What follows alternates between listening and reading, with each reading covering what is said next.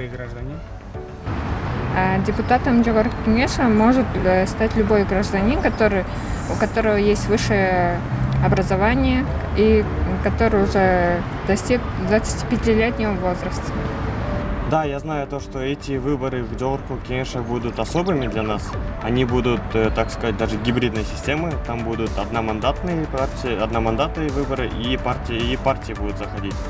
А также я усведомлен о том, что вот те одномандатные члены партии, они могут также исходить из партии. То есть партии могут рекомендовать своих кандидатов на одномандатные выборы.